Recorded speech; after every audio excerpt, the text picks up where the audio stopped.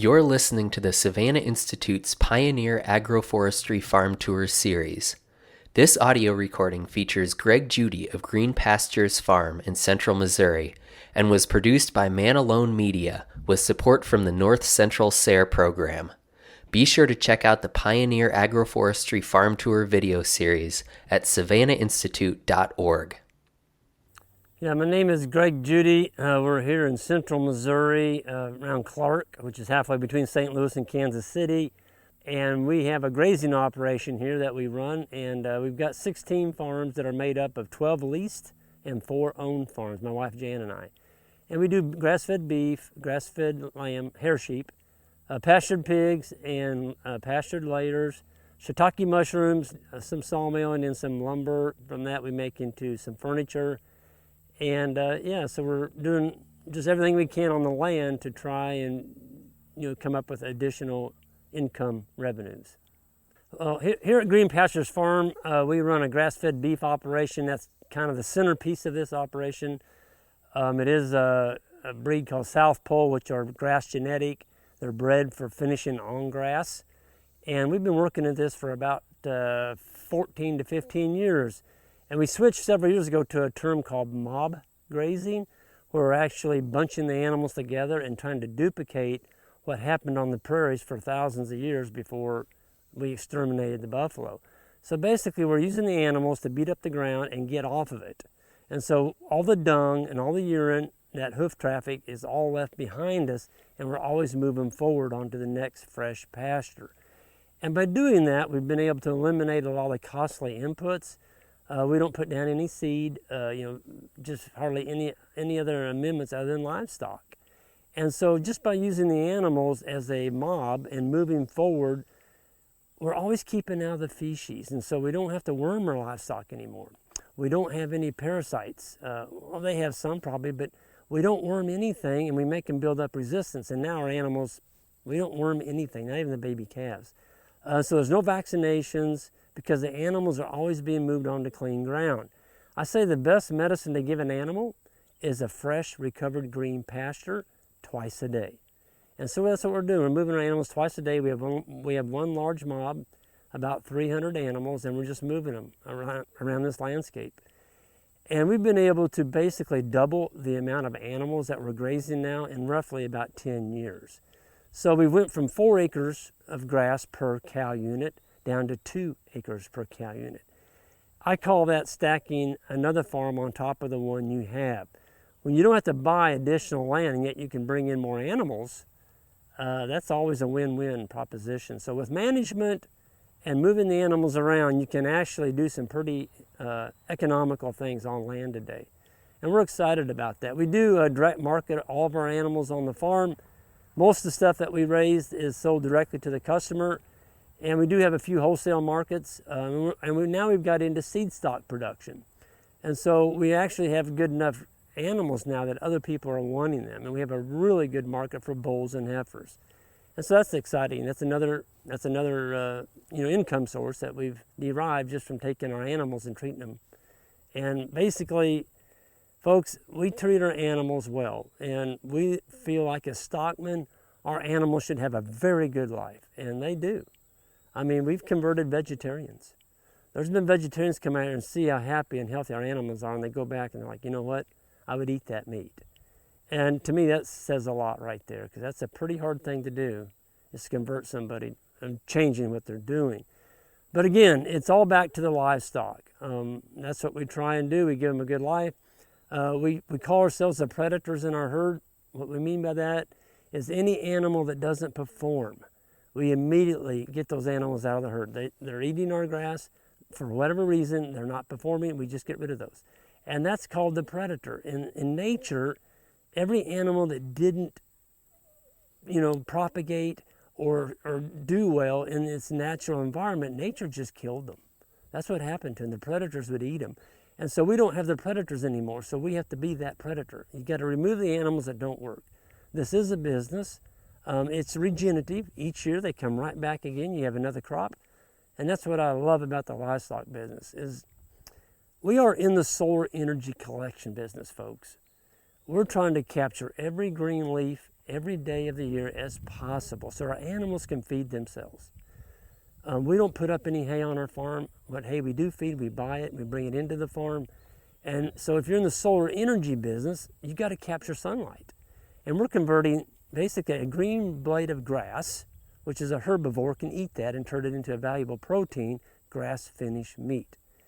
And I think as a consumer, you ought to be darn happy to eat that meat because that farmer is out there healing the landscape, putting animals in their natural environment. Folks, they're a herbivore. They were not designed to eat grain. I'm sorry. That's what they do. That's why they've got all the different stomachs. We can eat grass until we fall over and die. But a cow can eat grass and actually put on weight, put on fat, and give you a baby calf every year. I mean, it's a wonderful, that's why it's been around for eons. I mean, that's what they do. So, yeah.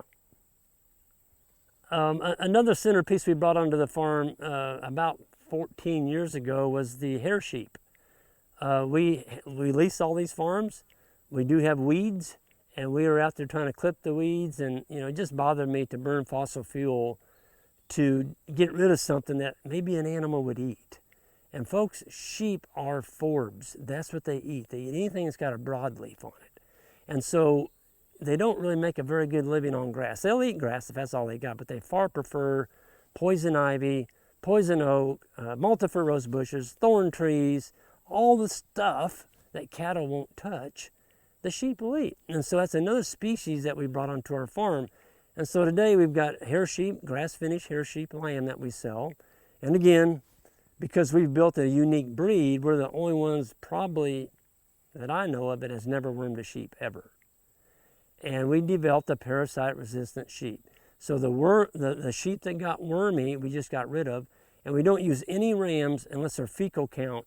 We take a fecal count on the worms in the manure. It's got to be 0. And we've got rams that are that stage now. So if you've got a really good ram that doesn't carry parasites, he's going to exhibit those characteristics on his offspring. And that's the secret. And the other secret of hair sheep is to move them. You've got to move them onto clean ground. And if you leave a sheep in one paddock and don't move them, they will reinfect themselves. And that's because they always camp on the highest part of that paddock at night. And that's to observe predators that are coming after them. Of course, we run guard dogs with our sheep, so we don't ever lose anything to predators. But if you don't move your sheep, they're going to reinfect themselves by putting their feet back in that manure for a week. If they're in there for a week, they're just contaminating themselves. So move them onto fresh ground. We do that. And we're not road heating our sheep with a poly wire, one single poly braid, and it's about 10 inches off the ground. We've got our sheep broke to a 10,000 volt wire, and the guard dogs stay in there as well. So it's really handy to go out and just take one wire, roll it up, and you're done. The hair sheep actually have a really nice symbiosis going with the cattle. The cattle can ingest a parasite from a sheep. It's a dead-end host. It cannot complete its life cycle. The sheep can ingest the cow parasite, and it's a dead-end cycle. It can't complete its life cycle. So the two species, when you're grazing the paddocks behind each other, they're actually acting like a vacuum cleaner. They're sucking up each other's parasites. Goats with sheep, not so much. They share the same parasite, and that can get to be an issue. With our hair sheep, the reason we picked hair sheep over wool sheep, you don't have to shear them. They shed off like a dog. You don't have to clip the tails. The tails can stay on the sheep. We don't trim any hooves. They don't get any grain. They won't hardly eat hay. They just don't like it. They'd rather graze. And the other beautiful part about sheep is in the winter, as long as you're grazing them here in Missouri, you don't have to give them water. And that's because that stockpile forage out there that they're eating, the stuff that was grown in the fall, it's got a little bit of green matter in it. They do fine on that all winter long. You can put water out to them, they won't drink it. They just don't demand water. It's kind of neat. The guard dogs, you've got to protect the sheep, folks. If you're going to bring sheep onto your farm, it's not a matter of if, it's a matter of when. The predators come and they will kill your sheep. If they don't kill them, they're going to maim them. They're going to rip them to pieces. Put something out there that barks and has teeth. You're guarding against predators that have teeth. You need a predator protection that has fangs. I can give you horse stories that people have used a lot of other animals, and it's got some bad endings to it. Put a dog out there. They can bark, and they will run off the predators. We don't worry about our sheep anymore. We brought a young family onto our farm, Bobby and Alex and Weber and Rowan, their little boy, and they're running the pigs and the sheep now on our farm. They've got 575 layers, and they're running 2 batches of hogs a year in the woods. So they're Berkshire. We run a batch from May until October, and then from October until May. So there's 2 batches a year. They only feed them once a day, non-GMO. The whole secret to pigs is don't let them get bored. Once they get up to about 60, 70 pounds, you're one wire. That's it. You can keep them in. And when you just run a one wire, you can make a pretty good sized paddock in a short time. But when hogs get bored, that's when they start looking for trouble. They will get out. So give them a big enough area that they can root. They don't root very deep, though. That's what we're finding. When I brought the pigs on, I told Bobby and Alex, I said, look, we don't want to nuke this property because I'm a hunter. I don't want it looking like a moonscape when I go out deer hunting in the fall. And so they're doing a really good job, Bobby and Alex, of giving large areas and moving them fast. They were in this area right behind us, where we're filming right here. They were in there last fall. Another key is only take the hogs through your timber once a year. Let the timber recover. If you're constantly going back over it, well, yeah, it's going to look like a dirt lot. I'm sorry, that's not pastured pigs. If you've got them in dirt, call them a dirt hog, but don't call them a pastured pig. They're not in pasture. There's nothing green out there for them to eat. And there's a lot of stuff like that going on. We're not that way. The pigs do have pressurized water on every paddock. I think that's the biggest thing that we do, is those hogs get a cold drink of water, and it's clean every single day. If you put a tub out there and fill it full of water, there's going to be a hog in it. And when he climbs in there, he's going to leave behind all his dirt. If he's got any feces on his feet, he's leaving that in the water. And now you're asking those pigs to drink that and do well. They're not going to. Give them clean water, the same water that you drink. And there's ways of doing that. We've got that kind of perfected. Okay, with our pastured layers, this is our 3rd year. We started out with 1 house the first year, now they're up to 2. There's about 575 chickens out there being rotated behind the cattle. They're in electric net. It's a great big, well, there's actually, I think, 8 100-foot rows. And so that house is set up at one end, and it's moved forward, actually 2 houses, 2 laying houses, and they're like 16 by 20 feet long. This is all done with an ATV 4-wheeler. It's got to be 4-wheel drive, and it's got to be a big one. And they're on sleds. You just slide them forward each day, and the chickens really are putting down a lot of fertility. And by following the cattle, they are scratching open the manure pats. So we're getting a lot more better distribution of the cattle manure, complements of the chickens. And also, I'm noticing we're getting more diversity in our pastures where the chickens have been.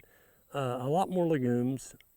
Bird's foot trefoil, that's one that we didn't used to see much of. It's all over where the chickens have been.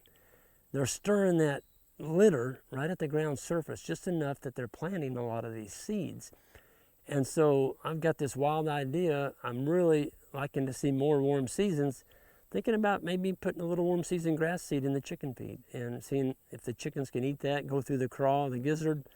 I don't know, we're going to try it, just see what happens. I'm noticing eastern gammon grass seeds coming out in our pastures now. I think it's coming from birds. It's a very hard seed, and it's got to be scarified by something to break that shell coat on it. So looking at that, but the chickens, they have a good life as well. They have a guard dog. We put a puppy in there when it was 5 weeks old, 6. It was about the size of a chicken. And that puppy now thinks he kind of is a chicken, but he's a lot bigger. He's about 110 pounds. And he doesn't let anything come in around those chickens. He roams the netting at night. So for a predator to kill our chickens, they've got to get through the electric net. Then they've got to get through that dog. And the chickens are locked up at night in that hutch. So we don't lose anything to predators. There's a lot of predators around us. We have all the normal ones. But you know, when you got that kind of guard defense, you're not going to lose chickens. So yeah, we got, you know, the chickens, the pigs, the sheep, the cattle. Everything's done outside. We don't have any barns. There's no shelters anywhere on our farms other than for the chickens where they lay their eggs. But as far as the livestock in general, I don't think livestock belong in a barn. I think that's a really good way to get disease If you want to get scours in your calves in the spring, yep, put them up in a barn lot, let them camp around in mud for a while, and you'll have scours. We don't have any scours anymore. We just never have had barns. I say anymore, we've never had scours because we've always been a pasture-based operation. But that's one that can really smack you good if you get your calves all muddy. And there's all kinds of disease in that mud. You're asking for trouble. So keep your animals clean. Move them. I'm excited about the Silvopasture. We've got 1,620 acres total out of the 16 farms. And 900 of that is pasture. I'm sorry, let me back up on that. 900 of that is timber. About 700 is grass. And so if we can go around and create some openings in this timber, especially along the edges where the timber meets the open fields. We call that a transition zone. That's your edge habitat. We do sell deer hunts, and so we found out that the deer and the turkey are usually along the edge when we build this edge, so we thin the timber out to let the sunlight down. Our key is to try and get sunlight down around on all four sides of a tree. If we can do that, we're going to grow some forage under there. There's going to be some forbs coming up. Of course, you get some brush. The pasture behind us, that was pretty nasty pasture. It was really grown up in brush after I cleared the trees. We brought the mob of cattle in there at 1 million pound stocking density. We gave them just 5-minute moves. So they were packed in there like cordwood, and they absolutely just trampled all that stuff on the ground, manured it, urinated on it, and now we've got a really nice stand of grass and clovers.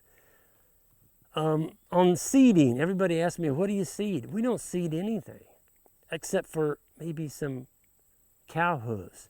We're putting cow hooves down, sheep hooves, maybe planting some fence posts where we need a fence, but we don't plant any seeds.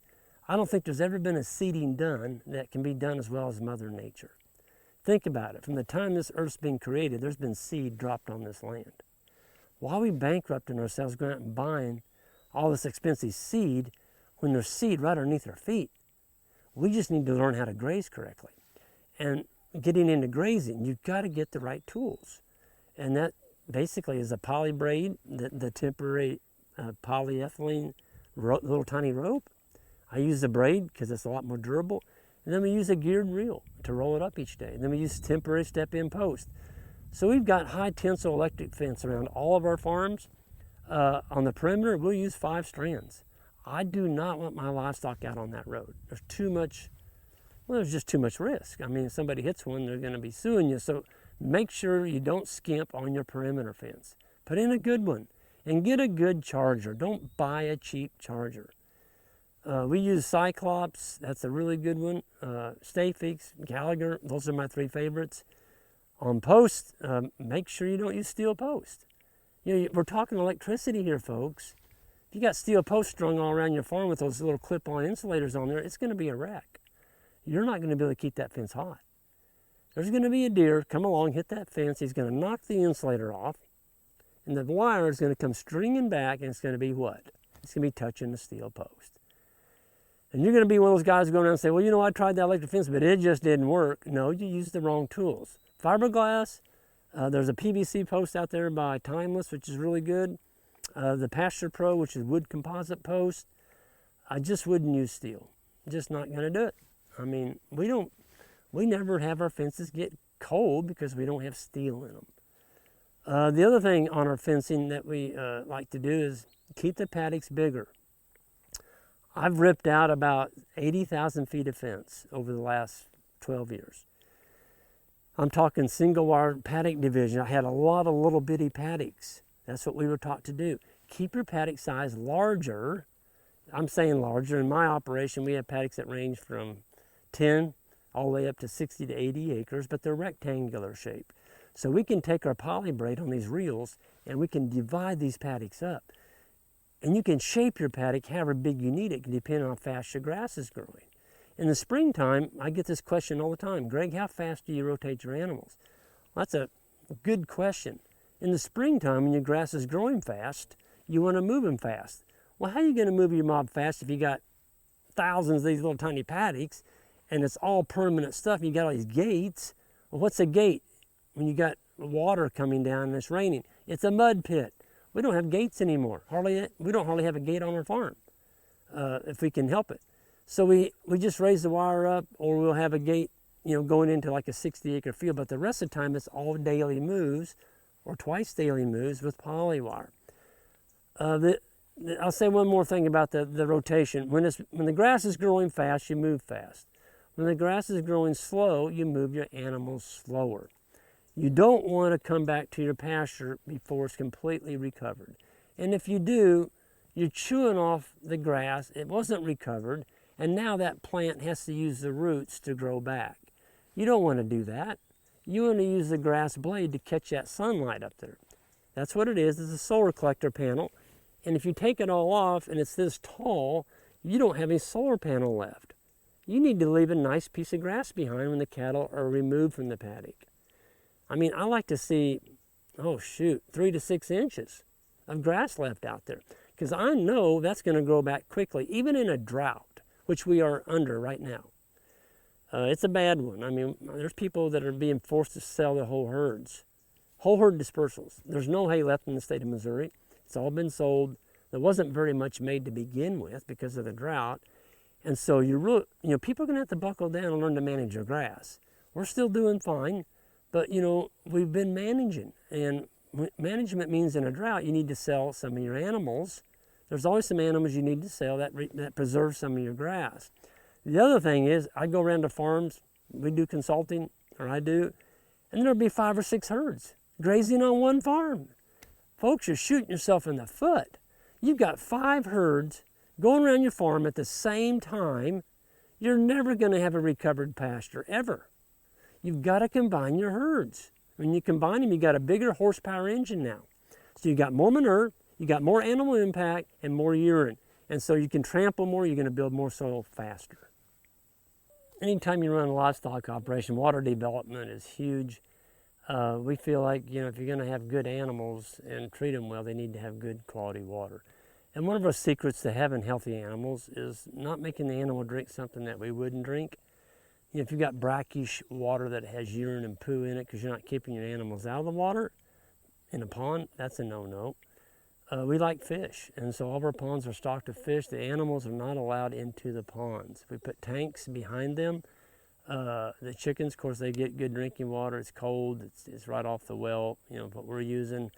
I like to think that if you give a young calf, and this is hard data, a young calf from the time it's born, if it has good water all through the summer, in the fall they'll weigh 50 pounds more than their herd mates that were given brackish water. So it's economical. Not only is it good for the animals, it's good for your pocketbook.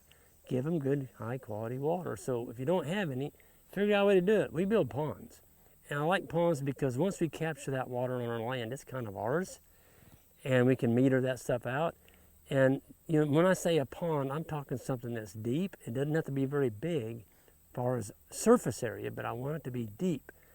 If you have a pond that it lags out over a draw somewhere, it's not very deep, in a drought, it will dry up. And that's because it heats up.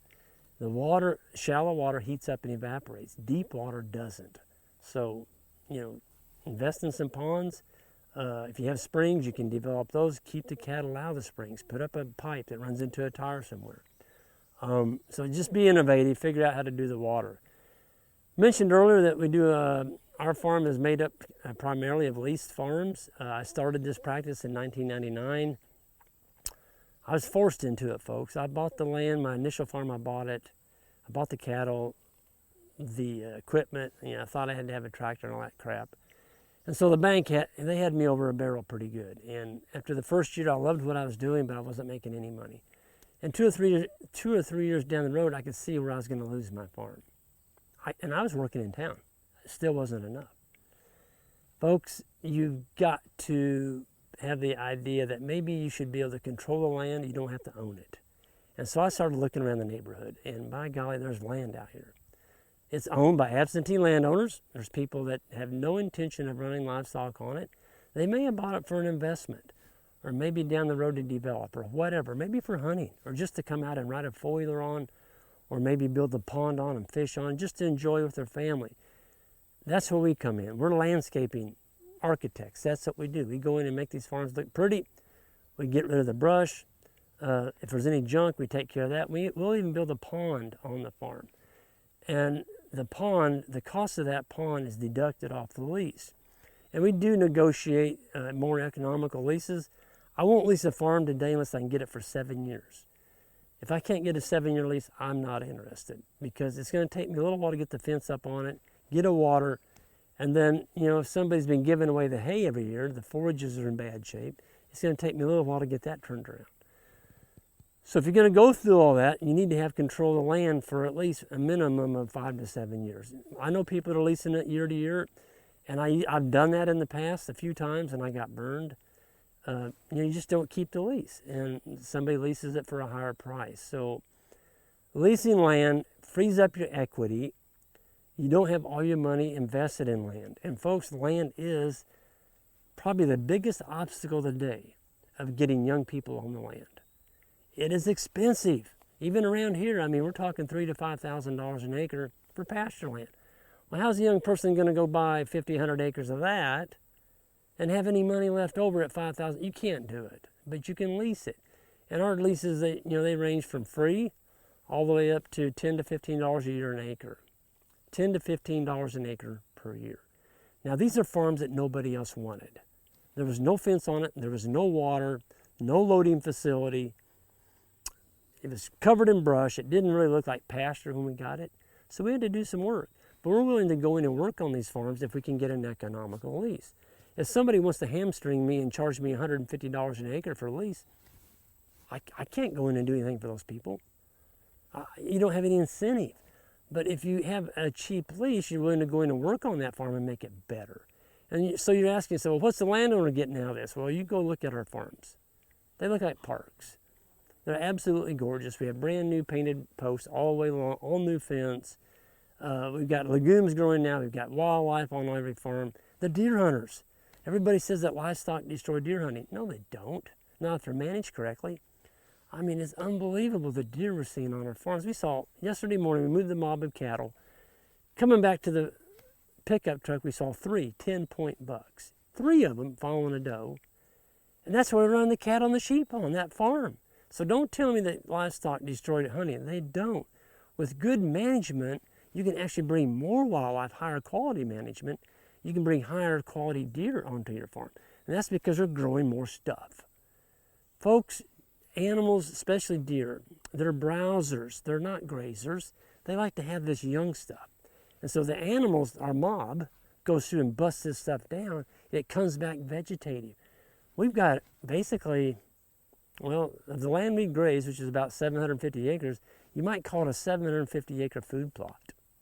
It's that good. It's unbelievable. And see, the animals are only on a portion of our farm at one time.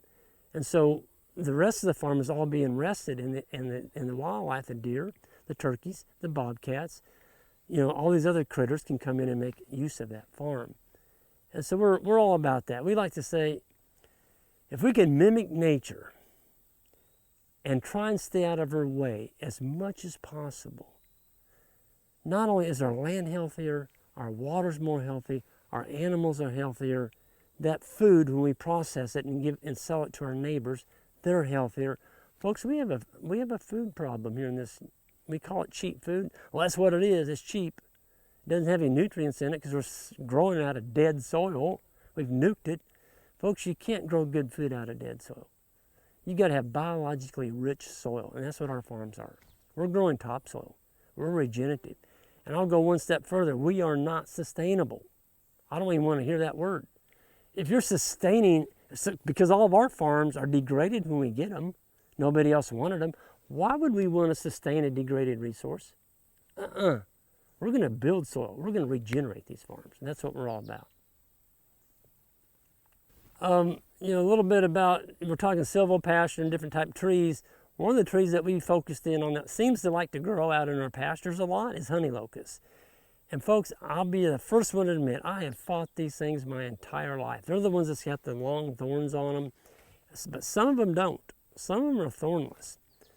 And so we're going in now because they like to grow and we need shade. I want shade in my pastures. Today, it's hot out here. I'm standing here in the shade and I got sweat. In Missouri, it's nothing to have 90% humidity, 100 degrees. If you're an animal, I'm sorry, people say animals don't need shade. I beg to differ. If you want to make money with livestock, they better be comfortable. And if they're not going to make you any money. So we like to have shade. The Honeylocust, it's a passive shade. So it's got the little bitty leaves on it. It lets a little bit of sunlight through. And we're finding out that it is a legume. It fixes nitrogen. Every blade of leaf that falls off a Honeylocust onto the ground is pure nitrogen.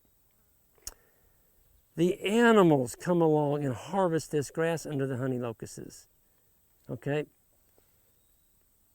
It's got a lower lignin value in it. In other words, lignin is something that's full sunlight. The grasses have a higher lignin value and they get a lot of sunlight on them. The tree is keeping that sunlight from beating that grass up so bad. And so it's actually a higher feed value. Honeylocust also has the pods on them. The pods in the fall are 39% sugar.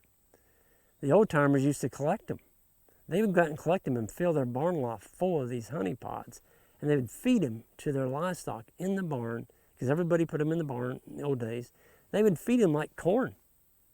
And so yeah, Honeylocust, why, everybody said, but Greg, you got the thorns on them. Your cattle are going to step on them. I'm like, they've been around for a long time, the Honeylocust, and cows are still walking around just fine. So I don't think that's even an issue. But you do have to educate your landowners. Some of our landowners, they will not allow us to use them as shade trees, and so we do have to control them.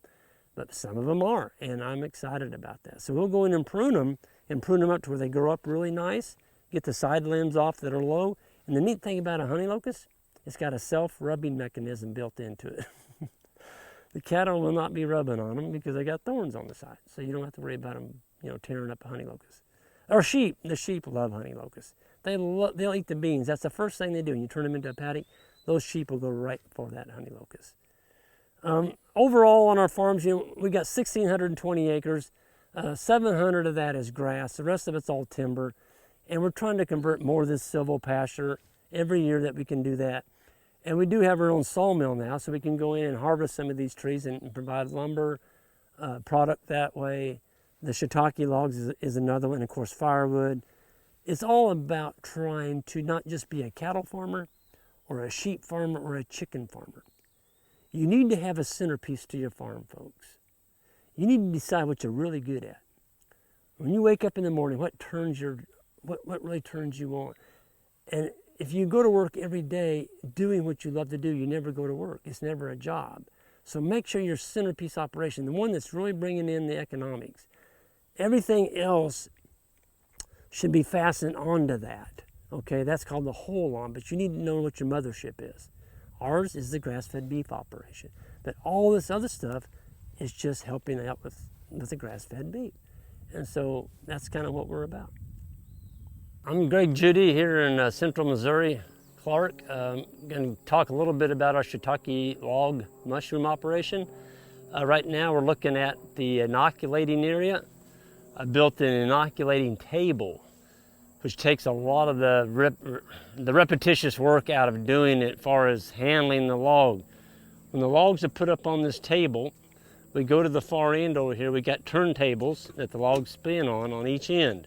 And so on that end, we drill them with a high-speed grinder. So we drill the holes in them.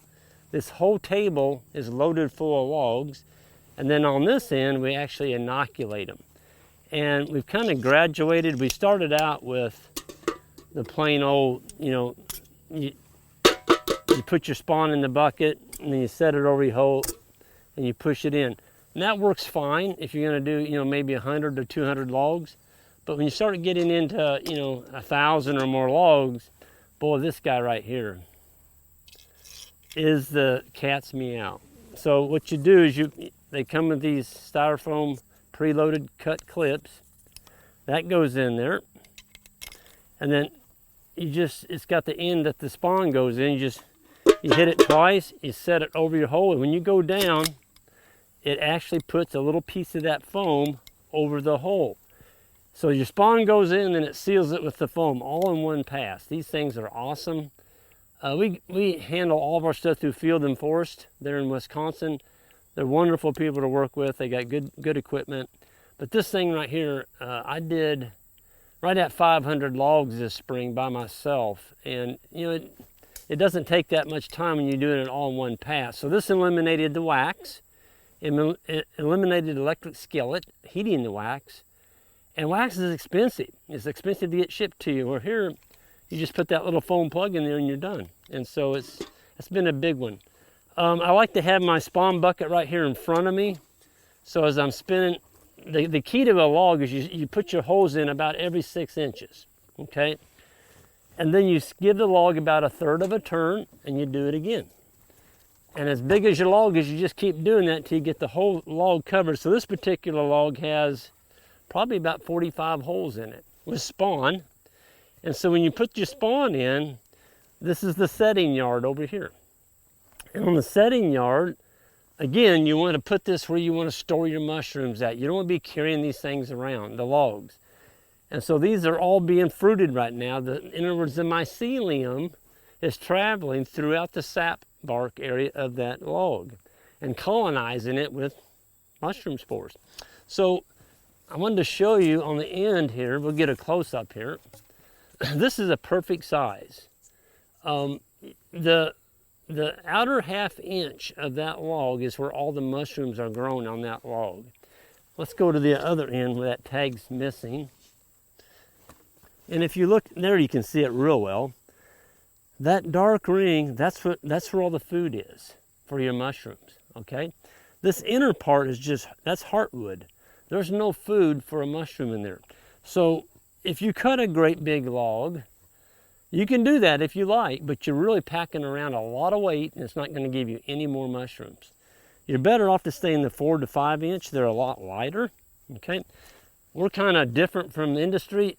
We cut ours, this is about a 4 foot, 4.5 foot log. Most people cut them 3 foot. We like to cut them tall, so you'll see in a minute in our fruiting yard, we stack them like that, log cabin style. And so you can pick 1/3 of your crop without bending over. And as you get older, that's a big deal on your back. If you're cutting, a couple 100 pounds of mushrooms in an evening, if you pick 1/3 of them without bending over, that's cool. Plus you're growing more mushrooms off of one log. So why cut it 3 foot when you can cut it 4 foot? It all comes down to how much weight you want to manage. This log weighs, I'm going to say probably around 30 pounds, 35. If you get them up around 8 or 9 inches, you're not going to be able to pick that log up. It's going to be 100 pounds. So again, 4-inch log, that's what we're shooting for. There's different woods. This is a white oak log. When you cut your logs, you've got to cut them in the winter after the leaves have fallen off in the fall. You can't use a dead log to grow shiitake mushrooms. And the reason you can't on a dead log, there's already fungi in there. And it's going to kick your fungi out. So you've got to use a live tree when the leaves have fallen off, cut that thing down, and it's the limbs. It's not the trunk. Cut the trunk up into lumber, but this is all limb wood. That's what I like about it. So we're growing food on a piece of wood that we normally would have cut up for firewood. And it's another product that we're selling on Green Pastures Farm right now. So we're kind of excited about the shiitakes. We've got lots of timber. We're going to create more and more silvopasture, which is going in and cleaning out some of these trees where they're too thick. Guess what? We got a product here that we can sell now. You don't have to burn it or use it for firewood. You can only burn so much firewood. And now we're growing food. So I'm kind of excited about taking a wood product and turning it into a very high, it's just a very, very good product. If you go to the grocery store and look at shiitake mushrooms, they're crap. You get our mushrooms, it's almost like eating a steak. That's how good they are, because they're growing on an oak log. So Field and Forest has a whole wide range of trees that you can grow them on, different type species. Make sure you line up the right species with your product that you're trying to inoculate it with. This is another important step over here. I'll put this back. And that is, you need to make sure you protect your logs until the mycelium has a chance to go through all that sapwood. Okay? If you don't put this netting on there, the woodpeckers, I love woodpeckers, but I don't want them on my mushroom logs. They'll go around here and they'll pick out every single one they can reach that you drilled, and they'll pick out all that mycelium spawn that you just put in there. Now, once the spawn colonizes that log, the woodpecker can come in other words, I'm going to set them up like this, probably this fall. They're going to start cranking out mushrooms here in about another month. The woodpecker can come in and pick that hole clean. It doesn't matter. Because now the little mushroom guys, the spores are running around in here. And so the woodpecker's not going to kill the log. The log's alive. Keep it in a shaded area. You can see there's not hardly any sun in here. You can't put these things out in sunlight and expect to grow mushrooms. They've got to have a darker area. They can have a little sunlight on them, but you don't want full sunlight. You don't want your log moisture to drop below 25%. If it drops below 25%, there's a good chance you're going to kill the bugs in here, the mycelium. And so we're very fortunate. We have a lake right here. And it's a big lake. It's 2 acres. I've got a pump that I just drop in there, and I can soak these dudes. And I watch it. If we go 2 or 3 weeks, 100 degrees, maybe a month, I'll just turn the sprinkler on, and I'll leave it on for a good period of time and get them good and soaked. So yeah, that's this is the fruiting area. So maybe let's go look at, I'm sorry, this is where we inoculate. Let's go to the fruiting area next. Okay. Again, I'm Greg Judy, Green Pastures Farm here in Central Missouri, and we're discussing our Shiitake log mushroom operation. This is the fruiting yard. This is where we actually cut the mushrooms. We let them grow here. We've got a really nice place here. We got these great big white oak trees, and they kind of got some massive limbs that give us quite a bit of shade in here. And so we decided to do teepee style. So we've got just these steel posts, and we got 20-foot long steel pipe, and we just cross them teepee style all the way across. It makes it really easy to cut the mushrooms, and we don't have to handle the mushrooms. So there's some people lay them on the ground when they're not fruiting, and then they stand them up when they start to fruit. Folks, when you got 1,200, there's about 1,200 logs, that's a lot of labor every time you move them up, take them down, move them up, take them down. And so we basically cut mushrooms here every time we get moisture. So if we get a 1 or 2 inch rain, we need to be out here probably within 2 to 3 days. There's going to be mushrooms exploding out of these logs. Now, I have played around with force fruiting them.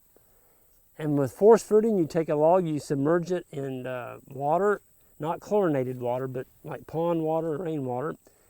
You submerge them for 12 hours, and you mark that down. In about 5 to 6 days, those logs will be covered with mushrooms. So that would be beneficial if you had a restaurant account or a grocery store account or whatever, and they wanted mushrooms every Monday. You would need to soak however many logs that they wanted. You get about a half a pound to 1 pound of mushrooms per log per fruiting.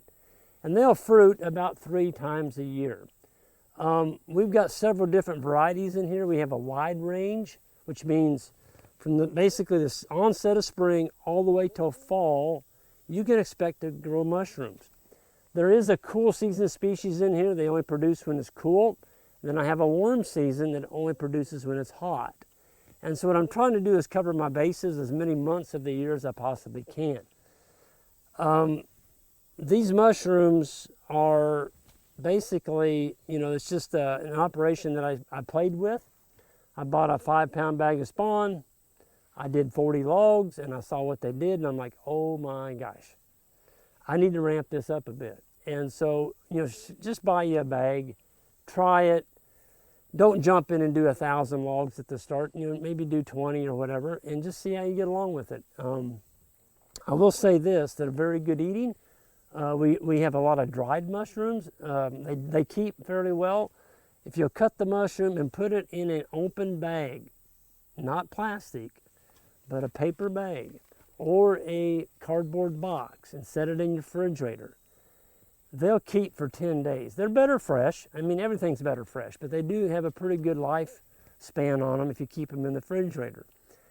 If you have a big spawn like last year, we had 180 pounds we had to cut in one night. And my wife, Jan, she got rid of almost all of them, but there's a few we didn't get sold, and we dried those. We have a really good market for dried mushrooms. When you dry them, you're preserving the quality of that mushroom. I mean, 100%. And so we've got 2 big food dryers that have 10 racks on them, and Another thing you can do with that dryer is if you get your mushrooms rained on. Folks, when they get rained on, they turn a little bit darker color and they're not as appetizing to consumers to buy because they look a little funky. But you can dry those suckers, and when you get them dried, they look just perfect, and they're still wonderfully to eat.